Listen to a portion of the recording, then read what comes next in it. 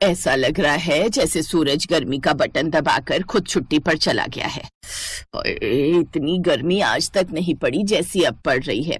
ठंडकपुर नहीं, गरमपुर नाम होना चाहिए हमारे गांव का। यहाँ तो रोटी बिना चूल्हे के भी सिक जाए।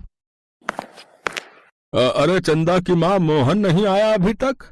हाँ, पता नहीं 4-5 दिन का बोल कर गया था, आज 8 दिन हो गए। पता नहीं साहूकार कितनी मजदूरी करवा रहा है। इतनी गर्मी पड़ रही है, न जाने ठीक से कुछ खा पी भी रहा होगा या नहीं। गर्मी की वजह से ठंडकपुर गांव में सभी परेशान थे। जानकी का परिवार गरीब था। मोहन मजदूरी का काम करता था। उसी सिलसिले में वो पिछले 8 दिन से ढोलकपुर गांव के साहूकार के पास काम कर रहा था। वहीं एक बूढ़े मजदूर से मोहन की बातचीत शुरू हो गई। बूढ़े मजदूर की एक दिन तबीयत खराब थी। मोहन ने अपने साथ साथ उस मजदूर का भी काम कर दिया। ये देखकर मजदूर की आंखों में आंसू आ गए। अगले कुछ दिनों तक मोहन दीनू नाम के उस मजदूर के हिस्से का काम करता रहा। मोहन बेटा, तुमने इतने दिनों तक मेरी मदद की, मेरा सहारा बने। अगर मैं कुछ कहूँ तो बुरा तो नहीं मानोगे? नहीं नहीं चाचा, बोलिए। आप उम्र में बड़े हैं, मैं आपके बेटे की तरह हूँ। हक से बोलिए। मोहन बेटा, मेरी उम्र हो चली है। मुझे अपनी बेटी कुसुम की बहुत चिंता होती है। अगर मुझे कुछ हो गया तो मेरे बाद न जाने मेरी बेटी का क्या हो। मोहन बेटा, मेरी कुसुम को पिछले कुछ दिनों से तुम भी देख रहे हो।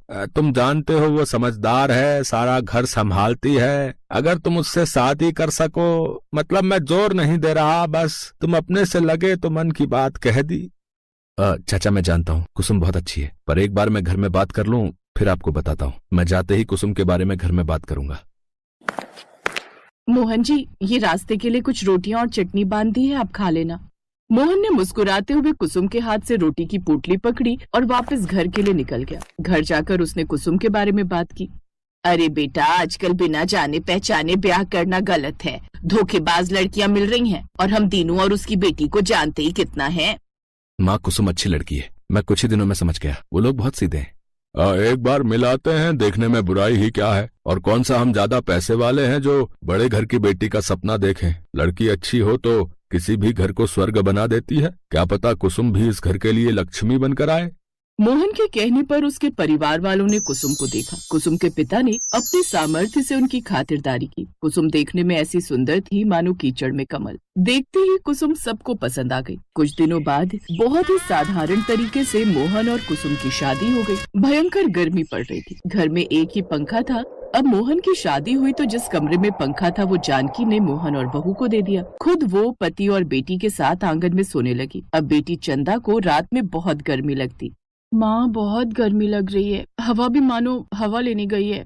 पंखा कौन सा सही है, वो भी इतना बूढ़ा हो चुका है कि हिलता भी है तो जैसे गिनती करके हवा देता। उसी के नीचे बहू कुसुम और मोहन सोते हैं। पसीने तो ऐसे बह रहे जैसे ज्वालामुखी का झरना। माँ, गर्मी तो सहन ही नहीं हो रही। जाकर नहा ले, ठंडक पड़ जाएगी।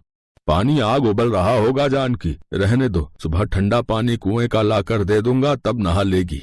कुसुम कमरे में से सब कुछ सुन रही थी। मोहन तो दिन का थका हुआ था तो गर्मी में भी गहरी नींद में सो गया, पर कुसुम को गर्मी में नींद नहीं आ रही थी। अगली सुबह सब लोग अपना अपना काम कर रहे थे, तभी कुसुम सास से बोली, माँ जी, मैं जरा बाजार हुआ। इतनी गर्मी और धूप में बाजार जाने की क्या जरूरत आ गई बहू? बस कुछ जरूरी सामान लाना था। अच्छा, हो आओ, चंदा को भी साथ लेती जाओ। माँ, मेरे से नहीं जाया जाएगा इतनी गर्मी में। भाभी, मैं आपके कमरे में सो रही हूँ, वैसे ही रात भर नींद नहीं आती। अब मेरी हिम्मत नहीं हो रही कहीं जाने की। कोई बात नहीं, मैं हो आऊंगी। पता नहीं क्या जरूरी सामान खरीदना है जो इतनी धूप में जाने की जरूरत पड़ गई। कुसुम ने शायद कुछ सोच रखा था, तभी वो इतनी धूप में बाजार गई। कुसुम सीधा एक ड्रम की दुकान पर गई और वहाँ से नीला ड्रम खरीदने लगी। भैया, नीला ड्रम होगा? बहन जी, नीला ड्रम नहीं, हमने तो नीला ड्रम रखना ही बंद कर दिया है। आजकल नीला ड्रम नाम सुनते ही सबकी हवा टाइट हो जाती है। पर आपको किस लिए चाहिए नीला ड्रम? बस कुछ जरूरी काम था। वैसे और कोई रखता हो? यहाँ पिछली गली में एक दुकान है, वहाँ पूछ लो। वैसे पूरे गांव में नीला ड्रम रखना बंद कर दिया है सबने। हाँ तो जनाब, बाजार में बहू कुसुम ड्रम खरीद रही थी और बाजार की सबसे तेज रडार यानी पड़ोसन की नजर उस पर पड़ गई। पड़ोसन का स्कैनर चालू हो गया और फिर वो धूल उड़ाती सीधी जानकी के घर पहुंची। जानकी, अरे ओ जानकी, जल्दी दरवाजा खोल, बड़ी खबर लाई हूँ, बड़ी खबर। अरे मुन्नी, क्या हुआ? कहीं गांव में फिर से साहूकार की भैंस तो नहीं भाग गई? पहले सांस तो लेने दे और सुन, कोई है तो नहीं? नहीं, घर में कोई नहीं है। चंदा बहू के कमरे में सो रही है और बहू बाजार गई है कुछ जरूरी सामान खरीदने। वही तो, जरूरी तो होगा ही, तब भी सोचो कुछ गड़बड़ है। अरे तुम्हारी बहू को मैंने बाजार में देखा है नीला ड्रम खरीदते हुए। बोली भैया नीला ड्रम ही लूंगी, तुम पे नहीं तो कहीं और से ले लूंगी। दुकानदार भी घबरा गया, बोला बहन जी आजकल नीला ड्रम तो बिकना ही बंद हो गया है। क्या बहू नीला ड्रम खरीदने गई थी? पर नीले ड्रम की उसे क्या जरूरत पड़ गई? हो सकता है बर्फ भरने के लिए खरीदने गई हो। उसके हाव भाव देखकर तो लग रहा था कि वो तुम सबको ठंडा करने के लिए वो नीला ड्रम खरीद रही है। कैसी बातें करती हो कमला, कुछ भी बोले जा रही हो। तभी कुसुम नीला ड्रम लेकर आ गई। सास और पड़ोसन को तो सांप सूंघ गया। जानकी मैं चलती हूँ, फिर आऊंगी। हाँ, पड़ोसन पतली गली से निकल ली, पर जानकी का शरीर तो भरी गर्मी में बर्फ की तरह ठंडा पड़ गया। माँ क्या हुआ? तुम इतनी घबराई हुई क्यों हो? उधर देख, वो तेरी भाभी क्या खरीद कर लाई है, नीला ड्रम। अरे जिसकी चर्चा भी खबरों में आ रही थी, पर बहू क्यों लाई है? माँ होगा कोई काम भाभी को, तुम बेकार ही चिंता करती हो। चिंता की तो बात ही है। नीला ड्रम तो नाम सुनते ही डर लगने लगता है, पर ये कर क्या रही है यही समझ में नहीं आ रहा। कुसुम घर के आंगन में नीला ड्रम रखती है। सबकी नजरें उसी पर टिकी थी, लेकिन कुसुम बिना कुछ बोले सीधे अंदर जाती है और थोड़ी देर बाद कमरे से कुछ पुरानी चीजें जैसे पंखा, प्लास्टिक, पाइप, मटका और एक टूटी बाल्टी निकालती है। तभी मोहन और उसके पिता भी आ जाते हैं। कुसुम ये सब क्या है? तुम ये नीले ड्रम में क्या कर रही हो? कुछ नहीं, बस गर्मी से बचने का जुगाड़ बना रही हूँ। है गर्मी से बचने का जुगाड़, वो भी इस नीले ड्रम से? जी बाबूजी, मैंने एक बार अखबार में फोटो देखी थी, किसी ने कनस्तर को काटकर कूलर बनाया हुआ था, तो मैंने सोचा मैं भी कुछ ऐसा जुगाड़ कर लेती हूँ, इसीलिए मैं नीले ड्रम से कूलर बनाने जा रही हूँ।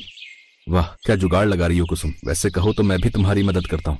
हाँ, आप वो मटके में पानी भर दो, फिर पाइप लगाकर पंखा फिट कर देंगे। बाबूजी, हमें सबसे पहले इस ड्रम को काटना होगा। मैं आरी लाता हूँ बहू।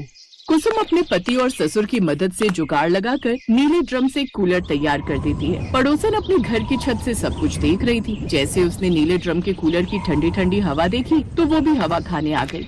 बहू तुमने तो कमाल कर दिया, साक्षात लक्ष्मी बनकर आई हो तुम तो। हमारे घर इतनी गर्मी में तुम्हारी वजह से हमें राहत मिल गई। बहुत बढ़िया कूलर बनाया है तुमने। भाभी, एक नीला ड्रम और खरीद लेते हैं और ऐसे एक और कूलर बना लेंगे यहाँ आंगन में रखने के लिए, फिर हमारे घर में 2 कूलर हो जाएंगे। अरे कुसुम बहू, एक कूलर मेरा भी बना दोगी? वो क्या है ना, मेरे घर में भी कूलर नहीं है। बना देगी बहू, पर पैसे लेगी। अरे इतनी मेहनत से काम कर रही है तो मुफ्त में थोड़ी कूलर बना कर देगी। पैसे दो और कूलर खरीद कर ले जा। आखिर बहू ने दिमाग लगाया है तो उसका फायदा भी तो उसे ही मिलना चाहिए। क्यों, सही कह रही हो ना? हाँ, तो मैं कौन सा मुफ्त में ले रही हूँ? सास ने तो ऐसे ये बात कर दी थी, पर सचमुच पड़ोसन तो उसी समय 500 का नोट लाकर कुसुम के हाथ में थमा दिया। वैसे तो ये सही भी था। कुसुम ने भले ही जुगाड़ लगाया था, पर मेहनत तो हर काम में ही लगती है और मेहनत के पैसे लेने में कोई बुराई नहीं। धीरे धीरे गांव के सभी लोग अब कुसुम से नीले ड्रम का कूलर बनवाने लगे। कुसुम ने अपने परिवार को तो गर्मी से राहत दिलवाई ही, साथ ही अपने ठंडकपुर गाँव में नीले ड्रम से कूलर बनाकर ठंडा करने में मदद की। अब कुसुम की इस जुगाड़ू कोशिश की वजह से उसकी कमाई भी होने लगी, साथ ही लोगों को गर्मी से राहत भी मिली। कुसुम ने अपने पिता को भी एक नीले ड्रम का कूलर बनाकर चौंका दिया। दीनू को भी अपनी बेटी पर बहुत गर्व था।